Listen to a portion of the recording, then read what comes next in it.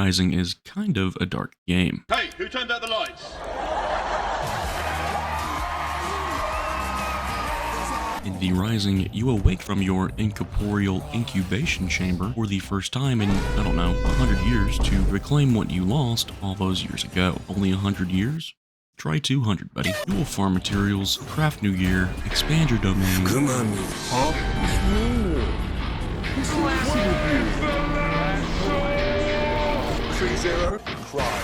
explore dangerous new areas, and probably get slapped around a few times.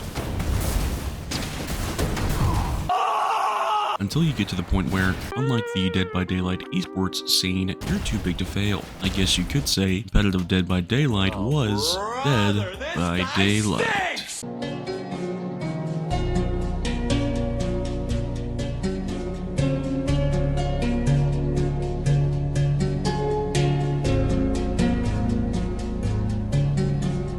We can't talk about a survival game without talking about crafting, now can we? V-Rising is like most other survival games in this aspect. I mean, you know how it goes. You start out putting two sticks in a rock together to make a spear, and by the end of it you're splicing DNA and smashing collapsing stars together to fuel the Dyson sphere in your basement. If you enjoy this form of progression, more power to you. Me, personally, I think it gets a bit tedious, but that's honestly just the genre. Where other survival PvP games like Rust are more open-ended, V-Rising will always provide a goal for you to push towards, and I mean literally there will be a main goal in the top left-hand side of your screen forever. Recipes start simple and clean. Thankfully, these recipes never get too crazy, but it can get a little time consuming in the endgame to get the required materials to craft some of this stuff. Not that I wasn't expecting it. The map will always highlight areas and points of interest as well as what materials they provide, which is very, very helpful because you will, inevitably, at one point or another, need a material that you do not currently possess. There are roughly 8 different areas that each contain their own respective resources. Once you get to a certain point, you will unlock the ability to make a castle waypoint, allowing you to travel from your castle to any waypoint you've already discovered. You can do this with any waypoint, not just the castle waypoint. I guess now would be a good time though to say that I actually played the entire game solo. Yes, I know I've committed heresy, but even though I wasn't fighting for land or resources, I still clocked in about 60 hours or so before I got to the final boss. I can't imagine how long it would have taken if I'd played on a PvE or, God forbid, a PvP server. I also changed the waypoint setting, allowing me to fast travel with all of my precious loot since there really isn't any tension in running 500 miles to my castle with no one else in the server, which is why I recommend playing solo or with a couple of friends if it's your first time. Then once you feel like you have a solid grasp on the game, do whatever. This is just my opinion though, do what you want. However, if you plan on playing on an official server, just know that you will have about just as much luck finding an affordable plot of land to live on as you would here in real life. I wanted to join the vampire uprising, but I guess it already happened. Get him up, let him get up, let him get up, let him get up. You are all mine. Have at me, vagabond!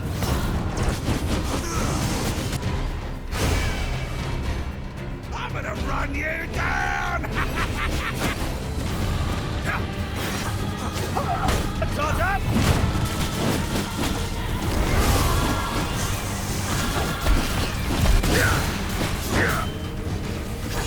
Your fate is etched. I'll slay you all!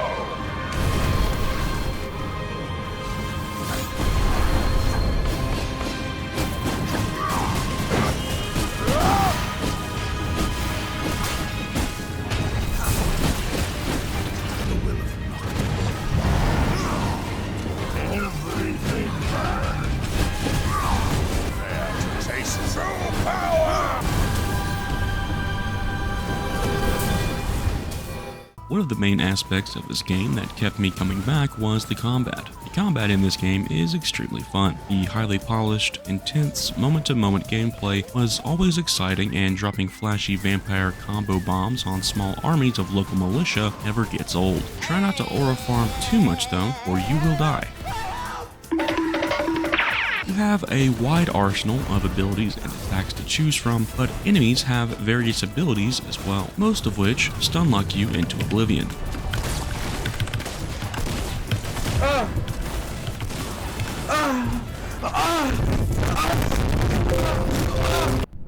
Oh hey, would you look at that? The general difficulty of combat is relative to your gear level. All NPCs and enemies have a gear level, which basically acts as this game's leveling system. The higher your gear level, the more powerful you generally are. So if you try to explore an area above your gear level, you will probably have a bad time. This means that crafting better weapons and armor is essential to progression. But just because someone's gear level is high doesn't necessarily mean they're impossible to beat. It just means that they are near impossible to beat. Or maybe I am just the worst V Rising player of all time.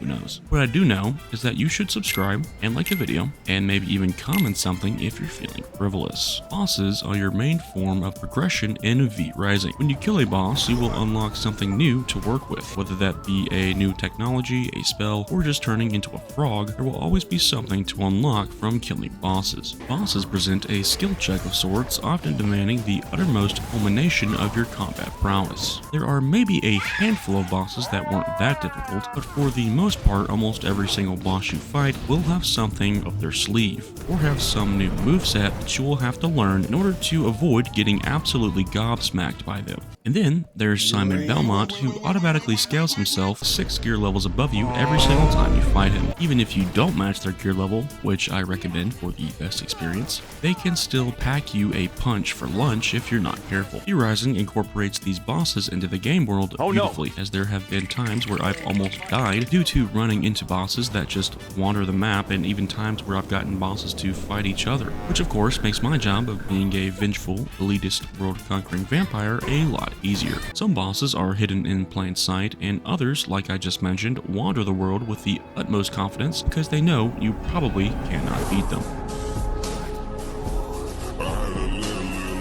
I wouldn't call V Rising a Souls-like. I mean, you do have a dodge button, and that's about where the similarities end, but the bosses in this game are done so well, it often reminds me of my first time playing those games, except Dark Souls 2. DS2 is like Sin Fortress in DS1, but it's the entire game. It is also somehow worse. DS2 lovers hated him because of this one trick. In Dark Souls 2, you'll get to roleplay as your arthritis-ridden grandmother in a fantasy setting with 0 iframes for fog walls and chests. Don't forget the small cities worth of enemies in every room you'll go through. Shove it up your bum. As you defeat bosses, you will unlock spell points to unlock new spells with 5 different schools of spells to get your shriveling cold sanguine hands on, each school offering its own signature buffs and debuffs alongside slight changes in core playstyle. Eventually, you'll also gain access to passive skills which need a farmed currency to unlock. Killing certain bosses also rewards you with certain forms, most of these being kind of useless. Subdue and Dominate allow you to gain permanent horses and servants respectively. Human form is for trading with humans. Bear form is helpful for smashing bigger ore veins and wooden gates. Wolf form is for running around before you find a horse, and the rest all have rather niche use cases which are not worth mentioning. Hey guys, this is the 3rd chapter, which is the true endgame of V Rising, which of course is building the bestest, most fashionably tasteful, and delightful castle ever in the whole entire world. So originally I was going to do a little bit here, where I'd have 2 guys looking for a vampire's castle, and the first one's like, "Is this really where we're supposed to find him?" And the second one would be like, "Well, it doesn't strike me as a vampire's castle, it strikes me as a bunch of dirt." And then some dirt would like hit him in the face, and he'd look up and see the castle or something and be like, "Oh." Yeah, I know, that sounds like super hilarious, but I kind of didn't know how to present the bit, so I'm just going to say all of this while playing Animal Crossing on the GameCube, complete in box by the way. I also have Super Monkey Ball 2, which is still really fun as a 25-year-old dude. I also have Luigi's Mansion and Mario Kart Double Dash, but the discs don't work, unfortunately. So, yeah, chapter 3, guys. Once you're done with all of that pesky progression with conquering the world and everything, you can focus on the real endgame, castle crafting. You can make your castle look like in Orlando in its prime, or you can make it look like Blighttown, but the base building in V Rising is second to none, offering a plethora of building and cosmetic options to fully furnish your dreamy, gruesome getaway. As you upgrade your castle heart and kill bosses, you'll gain access to more tile space and new castle upgrades, like specialized floorings that speed up production and reduce refinement and crafting costs with certain buildings and various cosmetic packages to complete your lavish look. Building in V Rising is super simple. If you have the materials to build something you know how to build, you just click and build it instantly. V Rising is an amazing game, and you should totally check it out if you enjoy fluid combat, beautiful graphics, and straightforward progression. If I had to give the game a rating, I'd probably throw it an 8 out of 10. A well-polished, fun, and engaging game from start to finish. And if I had to give you a rating, it would be a 10 out of 10 for watching all the way to the end of this video. Let me know what game I should review next, and let me know what you liked or disliked about the video. I'm currently experimenting with different video formats, and I'd like your opinions on what kind of content you guys enjoy, whether it's longer or shorter videos, reviews, challenges, or even just talking about more general topics. I'd like to know just what you want to see more of on the platform. Like, sub, comment, and have a great day.